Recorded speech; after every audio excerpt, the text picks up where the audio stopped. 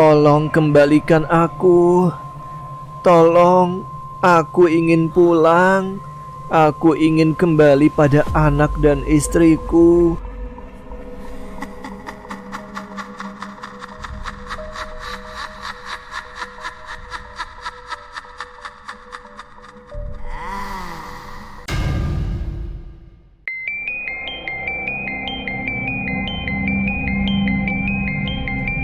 Tarik pelan, jaga keseimbangan.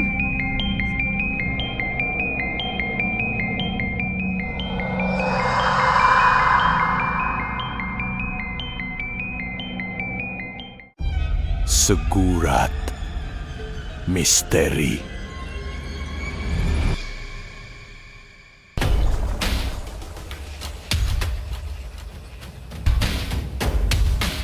Desember 2007, seorang petugas kehutanan yang bernama Wisnu ditugaskan mengikuti jambore survival di kawasan Danau Kelimutu.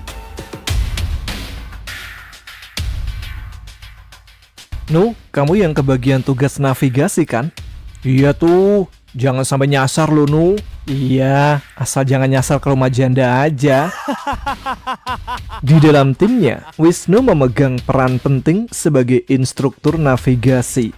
Seseorang yang bukan hanya bertugas menunjukkan arah, tapi juga memastikan seluruh anggota tim memahami cara membaca peta, menentukan posisi mereka di lapangan, serta mengambil keputusan jalur mana yang harus dipilih ketika kondisi tak sesuai dengan rencana. Tugasnya tidak ringan karena di medan seperti itu, kesalahan kecil dalam menentukan arah bisa berakibat fatal, tersesat, kehabisan logistik, atau bahkan terpisah dari jalur utama tanpa disadari. Sebagian besar anggota timnya adalah polisi hutan dan beberapa anggota dari dinas terkait. Orang-orang yang sebenarnya sudah cukup terbiasa dengan medan alam, tapi tetap membutuhkan arahan teknis agar pergerakan tim tetap terkoordinasi dengan baik. Karena perannya sebagai instruktur sekaligus pelatih, perlengkapan yang dibawa Wisnu pun jauh lebih lengkap dibanding anggota lainnya. Dan pada pagi itu, setelah memberikan beberapa instruksi pada anggotanya, Wisnu bersama timnya mulai bersiap untuk meninggalkan titik awal.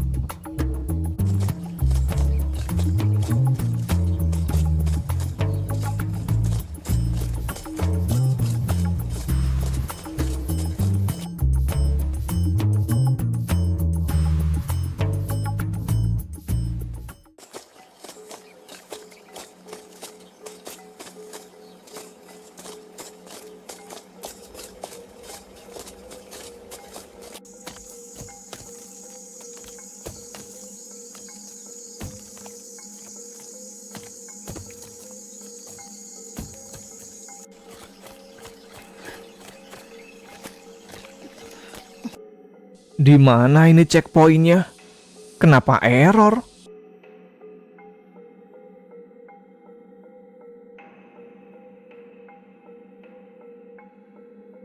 Kayaknya dari tadi kita cuma muter-muter deh. Iya, kapan nyampainya nih? Kita harus tetap tenang. Yuk, jalan lagi aja. Semangat!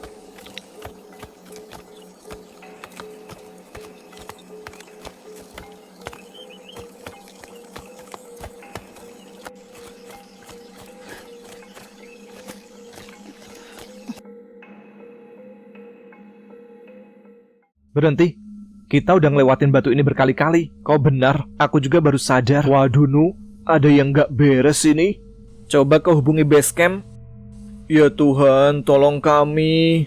Udah, tenang dulu. Halo base camp, di sini Regu 3. Base camp?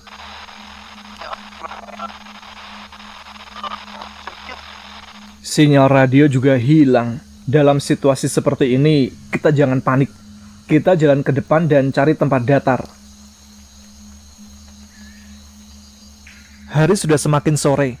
Akan sangat bahaya kalau kita jalan malam hari. Kita akan buat bivak alami dan bermalam di sini.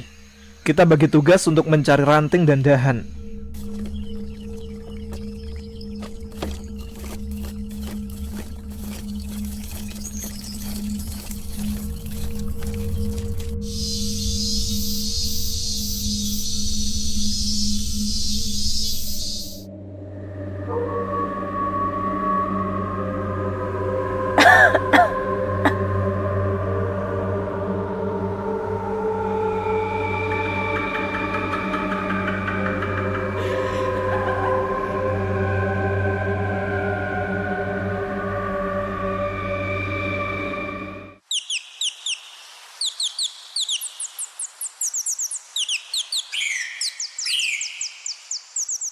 Keesokan harinya, sebelum Wisnu dan anggotanya melanjutkan perjalanan, mereka sempatkan untuk memasak dan sarapan pagi dulu untuk mengisi ulang tenaga. Mencoba mencari titik akhir dari jalur Jambore itu, meski mereka sadar peralatan navigasi yang seharusnya menjadi pegangan utama sudah tak bisa diandalkan sama sekali. Wisnu dan timnya kembali melanjutkan perjalanan. Mereka hanya mengandalkan insting dan pengalaman serta perkiraan arah berdasarkan kondisi medan. Melangkah tanpa kepastian, menyusuri hutan yang terasa semakin asing, seolah jalur yang mereka lewati perlahan berubah menjadi tempat yang tak ingin menunjukkan jalan keluar.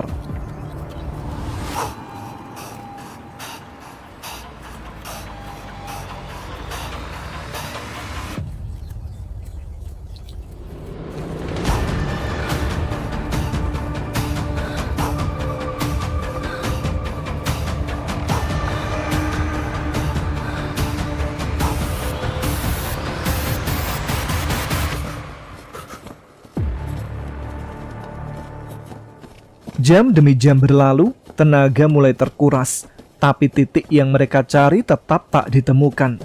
Sampai akhirnya, Tolong!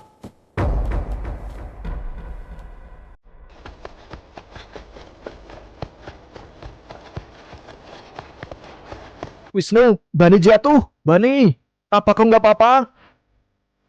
Bani, bertahanlah, kami akan menyelamatkanmu. Jurang itu sebenarnya tidak terlalu dalam, tapi posisi jatuhnya cukup buruk.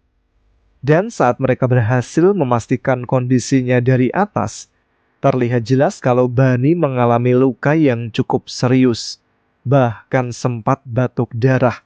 Tanda bahwa ada cedera dalam tubuhnya yang tak bisa dianggap remeh. Dengan peralatan yang sangat terbatas, mereka tak punya banyak pilihan untuk melakukan pertolongan maksimal di tempat itu. Apalagi posisi korban berada di bawah, sementara kondisi medan di sekitarnya juga tidak aman. Akhirnya diputuskan untuk membagi tim menjadi dua. Dua orang ditugaskan turun dan mencoba mencari bantuan keluar dari jalur itu dengan harapan bisa menemukan tim lain atau setidaknya mendapatkan sinyal untuk menghubungi base camp.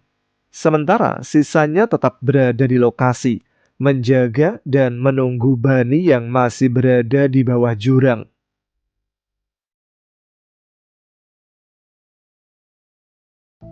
Waktu berjalan 1 jam, 2 jam, sampai berjam-jam berikutnya, tapi dua orang yang berangkat mencari bantuan itu tak juga kembali. Keadaan mereka semakin tidak pasti, dan dalam situasi seperti itu, Wisnu tahu mereka tak bisa terus menunggu tanpa melakukan apa-apa. Akhirnya dengan pertimbangan yang dia miliki, Wisnu mengambil keputusan untuk bergerak, mencoba mencari jalan keluar dari kondisi itu dengan cara lain. Dia memilih untuk berjalan ke arah yang lebih tinggi, naik ke bagian atas hutan dengan harapan bisa menemukan sedikit area terbuka, tempat yang memungkinkan dia untuk melihat kondisi di bawah dengan lebih jelas. Dari sana dia berharap bisa memetakan posisi mereka secara manual, memperkirakan jalur evakuasi, dan menemukan cara untuk menyelamatkan anggota timnya yang masih terjebak di bawah jurang.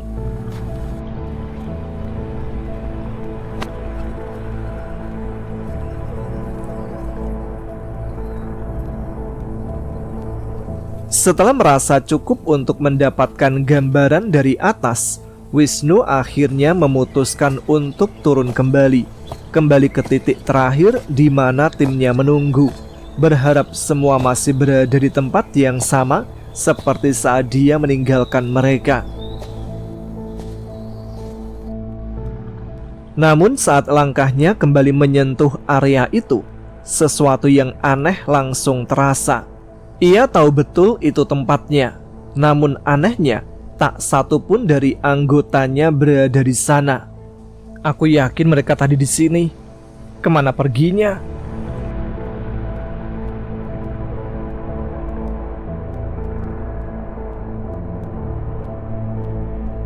Wisnu mencoba berpikir jernih, menganggap mungkin dia sedikit meleset dari titik awal.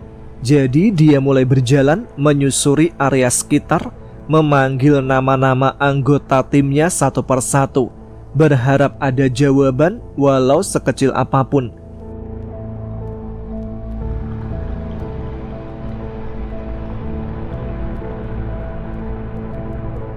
Dia terus bergerak, berputar, mencoba mencari arah, mengulang jalur, memastikan setiap kemungkinan. Namun semakin lama, semua terasa semakin membingungkan, seolah tempat itu berulang dengan cara yang tidak masuk akal. Entah sudah berapa kali dia melewati jalur yang terasa sama, entah sudah berapa lama dia berjalan, sampai akhirnya tanpa dia sadari, langit di atas mulai berubah warna, cahaya perlahan menghilang, dan hutan itu mulai tenggelam dalam gelap yang pelan-pelan menutup segala arah. Kayaknya aku harus mencari tempat untuk bermalam. Dengan kondisi yang tidak memungkinkan untuk terus bergerak dalam gelap, Wisnu akhirnya tak punya pilihan selain berhenti. Dia mencari tempat yang dirasa cukup aman, lalu dengan sisa kemampuan yang dia miliki, dia membuat bivak sederhana dari apa yang ada di sekitarnya, sekedar untuk melindungi diri dari dinginnya malam dan kemungkinan bahaya yang tak terlihat. Malam itu, di tengah hutan yang terasa asing dan sunyi, Wisnu hanya bisa duduk dalam diam. Di dalam keadaan itu, satu-satunya yang terus ia lakukan hanyalah berdoa, memohon keselamatan, memohon petunjuk, dan berharap ketika pagi datang nanti akan ada jalan keluar dari semua yang dia hadapi. Wisnu pun merebahkan badan, tak kuasa menahan kelelahan.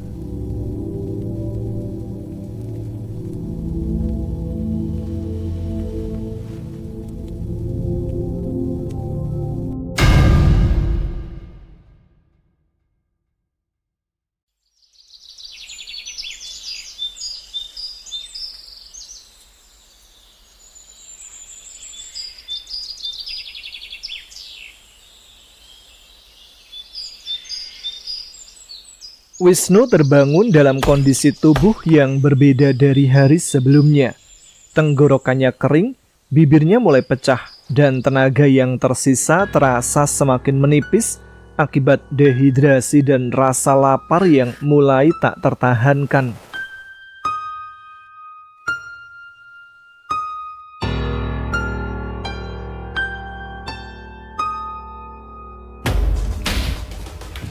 Tidak ada pilihan lain selain terus berjalan, terus mencari jalan keluar, meskipun dalam hati kecilnya, Wisnu mulai menyadari sesuatu yang tak ingin dia akui sejak awal, bahwa dia sudah tersesat.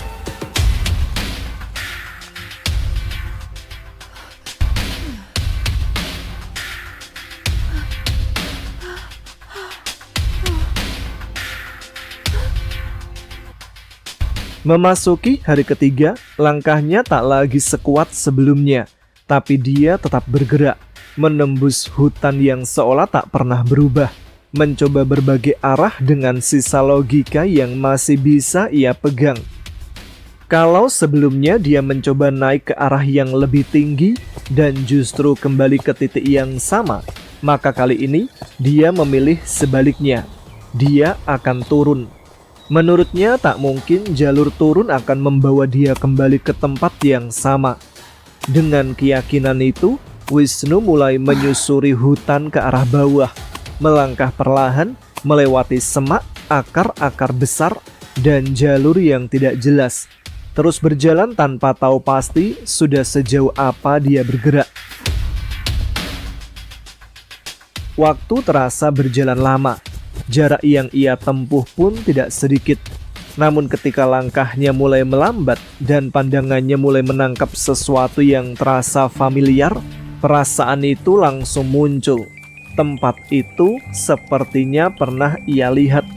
Awalnya dia mencoba menepis pikiran itu, menganggap mungkin hanya kebetulan, karena hutan memang sering terlihat serupa di banyak bagian.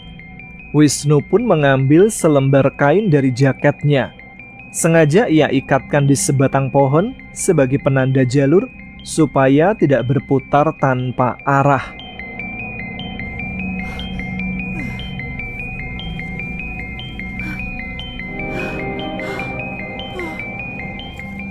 Namun anehnya, ketika ia kembali berjalan, lagi-lagi ia kembali ke tempat yang sama. Tempat di mana ada sebatang pohon yang sudah ia tandai dengan selembar kain. Di titik itu semuanya terasa runtuh. Sejauh apapun dia berjalan, seberapa keras pun dia berusaha mencari jalan keluar, pada akhirnya dia tetap kembali ke tempat yang sama. Harapan yang sebelumnya masih ia pegang mulai perlahan menghilang.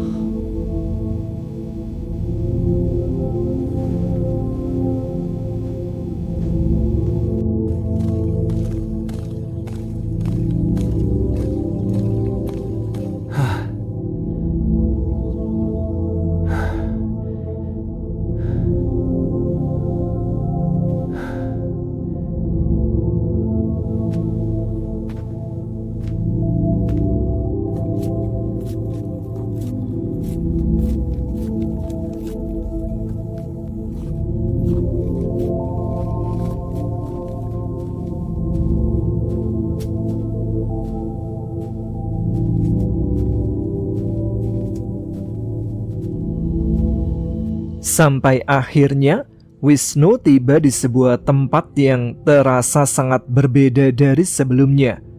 Hutan yang sejak awal mengelilinginya tiba-tiba hilang. Tidak ada lagi pepohonan rapat. Yang ada hanya hamparan batu-batu besar dan pasir kasar. Luas, terbuka, seperti berada di puncak gunung, di mana vegetasi sudah tak lagi tumbuh dan yang tersisa hanya tanah keras yang kering dan dingin.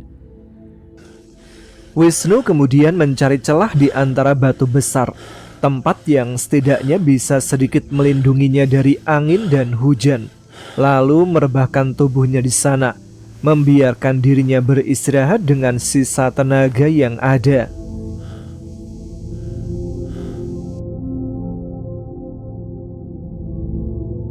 Ya Allah, selamatkan hamba-Mu.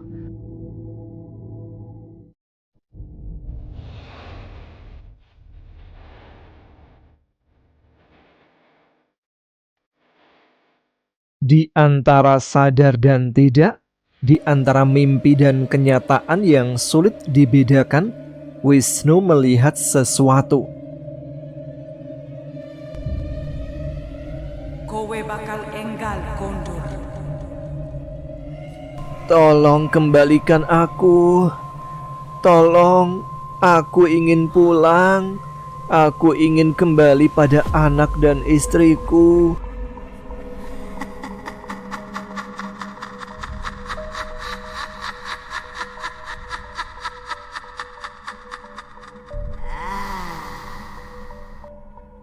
Kamu akan pulang sebentar lagi.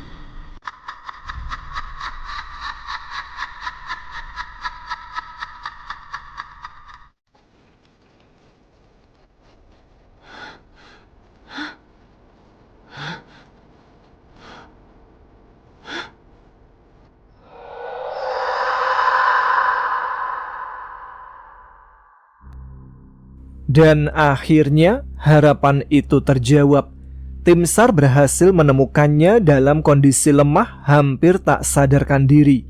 Dan tanpa banyak waktu terbuang, dia langsung dievakuasi keluar dari lokasi tersebut menuju ke pos penanganan. Setelah mendapatkan pertolongan, diberi makan dan minum, dan kondisinya mulai sedikit membaik, barulah Wisnu bisa kembali mencerna apa yang sebenarnya terjadi. Di saat itulah, salah satu anggota tim SAR sempat mengatakan sesuatu yang membuatnya terdiam. Mereka bilang bahwa Wisnu beruntung, karena kalau saja dia melanjutkan langkahnya sedikit lagi, sekitar 10 meter dari tempat ia ditemukan, ada sumber gas beracun yang bisa saja langsung merenggut nyawanya. Tidak lama setelah kabar penemuannya tersebar, banyak pihak termasuk wartawan media mulai berdatangan, ingin mengetahui apa yang sebenarnya terjadi di dalam hutan itu. Namun kesempatan untuk wawancara tidak diberikan. Pihak Balai Taman Nasional menahan informasi tersebut, membatasi apa yang boleh keluar ke publik. Sementara itu, rekan-rekan dan tim SAR yang terlibat hanya bisa bertanya langsung kepada Wisnu, mencoba memahami bagaimana dia bisa tersasar sejauh itu. Tapi jawaban yang diberikan tetap sama. Wisnu sendiri tidak tahu. Peralatan navigasi yang seharusnya menjadi pegangan tiba-tiba tak berfungsi. Titik checkpoint yang seharusnya jelas tidak pernah ditemukannya. Dan yang paling aneh, ketika GPS milik Wisnu akhirnya diperiksa kembali, jejak perjalanan yang terekam di dalamnya hanya menunjukkan satu hal, bahwa dia tidak kemana-mana. Jejaknya hanya berputar-putar di titik yang sama. Padahal dalam ingatannya, dia sudah berjalan jauh, naik turun menembus hutan selama berhari-hari. Tapi semua itu tak pernah tercatat, seolah perjalanan itu tak pernah benar-benar terjadi. Sementara itu, anggota tim lainnya yang sempat terpisah justru berhasil menemukan bantuan di hari yang sama saat mereka turun mencari pertolongan, dan langsung dievakuasi oleh tim SAR tanpa mengalami kejadian seperti yang dialami Wisnu. Artinya, dari seluruh tim yang sempat hilang, Wisnu adalah orang terakhir yang ditemukan, orang yang paling lama berada di dalam hutan itu. Dan setelah beberapa hari berlalu, ketika kejadian itu mulai diperbincangkan oleh masyarakat sekitar, muncul satu hal yang akhirnya diketahui oleh banyak pihak. Ternyata, kegiatan Jambore Nasional yang mereka lakukan saat itu belum mendapatkan izin dari warga lokal, terutama dari tetua adat setempat, penjaga wilayah yang oleh masyarakat dikenal sebagai Kuncen Danau Kelimutu.